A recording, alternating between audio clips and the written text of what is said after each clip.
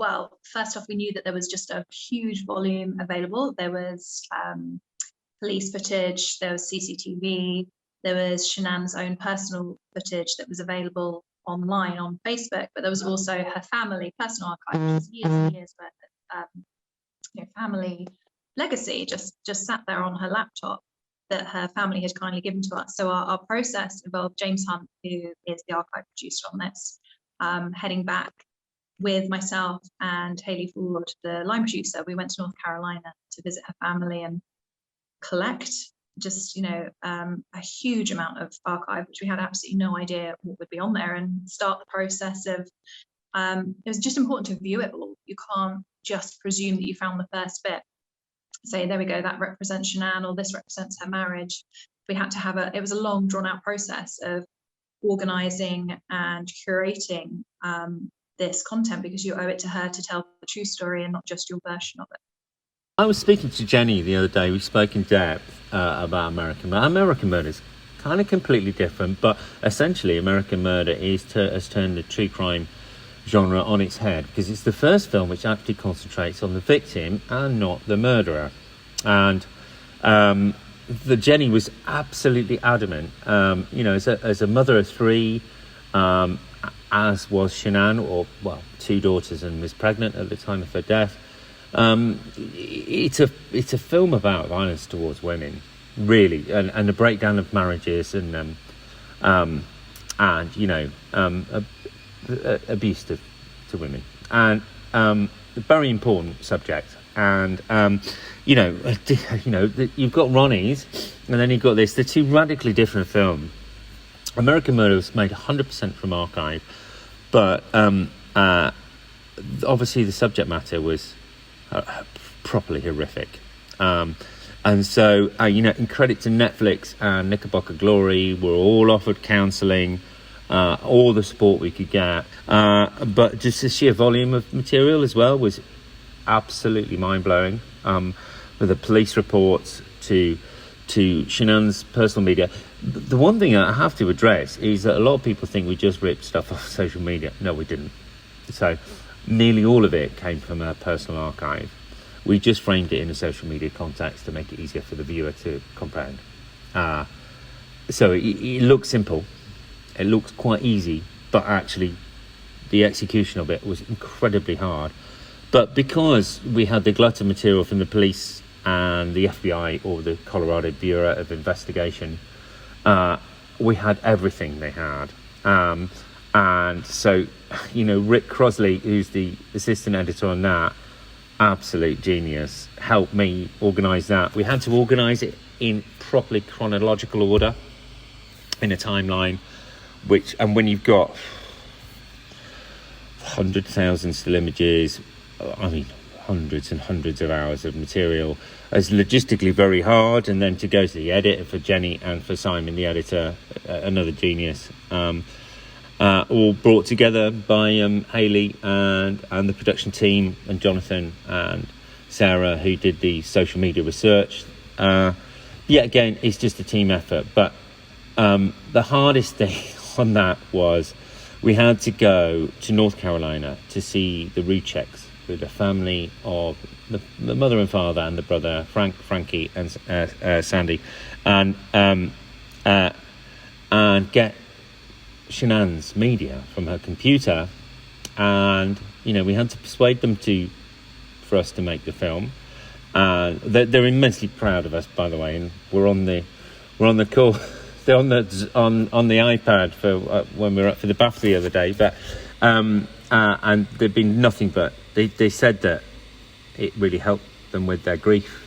It was only a year after that we started to make it, a year after the incident or the crime. So, but just getting the material off her computer was the most stressful thing I think I've ever done in my entire life. The computer was completely full. It was ancient.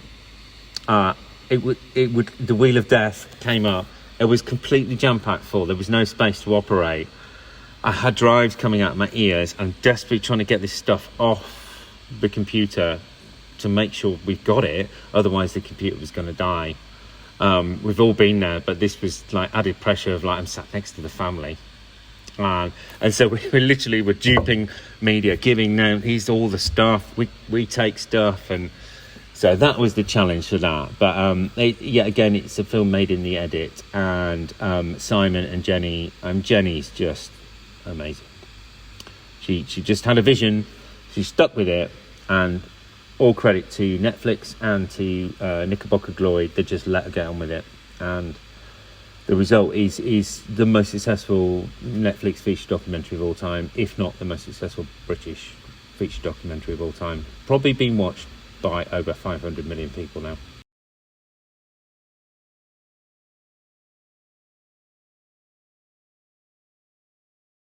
When I initially pitched the idea, I suggested that this would be entirely archive. I knew it'd be 100% archive.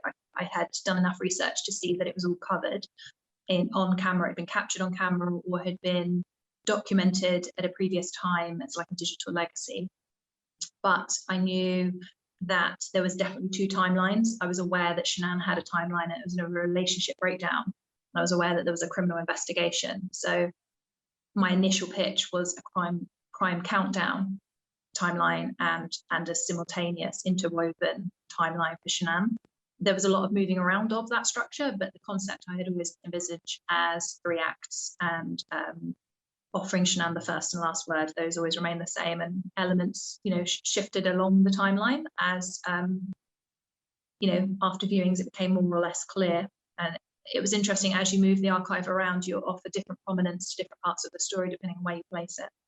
And it was about holding back information until it's time to reveal that, so that you are kind of with Shanann. If you don't know about the affair before Shanann does, you are just very much led by her. And I think not revealing anything too quickly and being too knowing was also important.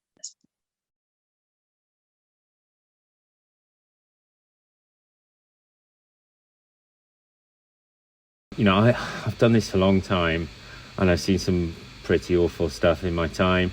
I'm slightly bulletproof towards it, but as I've got older, I've become less bulletproof. So, but we had help from them. The offer of help and support all the way. But then, when you get to Ronnie's as well, and that particularly, because that's about mental health, of which I have experience with, that did get to me as well. And every time I watch that film, when we played the Nina Simone performance, and what's great about that film is they play the whole performance. It's not just snippets. It's a nearly 4 minute cut of Nina Simone, but that gets me every time. I'm just in tears. So it's really difficult to comprehend. You have to kind of just screw off your head and put on another head. But it's all about talking to each other and being completely honest, and not being ashamed to say, I'm really having a problem with this. And Knickerbocker Glory, they all let us get on with it, and we did it by the book. But it was difficult. It did get to us a bit. But the family saying and being so supportive of us, was just, it makes it all worthwhile. I don't care about the awards for American Murder. I just care whether they're happy, and for them to say that it helped them to cope with their grief is all we can ask for. Well, I'm a mother first as well, so that was initially what attracted me to this story, and what made me reach out to her family was just seeing a woman blamed for her own death, blamed for being bossy, blamed for being a bad mum online. He was always portrayed as the perfect dad, and I just felt first I owed it to her to readdress the narrative. So when I reached out to the family, that's how I approached them. I said that I would like to put Shanann back in the center of her story. The spotlight's been on him for far too long, and it was about her heartache and not about what a brilliant dad he was. He was gaslighting this woman for 5 weeks. The evidence is there in text messages. He's having an affair and lying to her, lying to the police, lying to the lady he's having an affair with. And I think that's what was necessary. And I feel building trust exercises and being honest with people, you're only as good as your word. And if I didn't follow through on that, and did a 180 on this access and made a different type of film, then probably would be my last. So I think you just always have to be honest. And if that's the film you genuinely want to make, you tell your contributors, this is what I'd like to do. And if they agree with that, then you're on the journey together.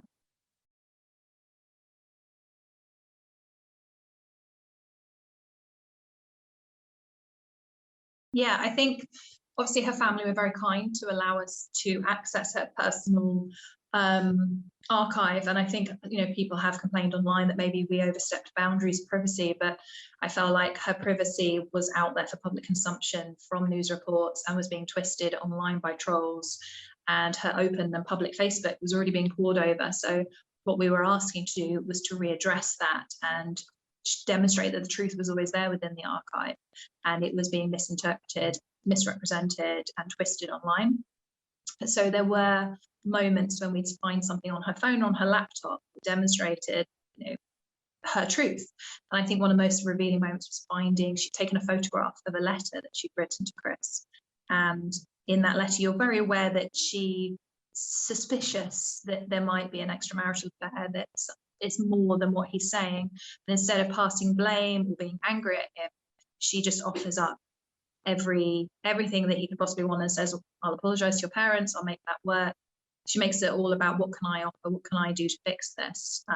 And I think that just told me more about her as a person. I felt at this point she was the angry, scorned woman, and maybe there was this volatile argument, but instead she just realized she had been so misrepresented previously as just bossy, whereas actually she was just very, very loving, and all she asked for was that her husband loved her and his family, and he betrayed them all.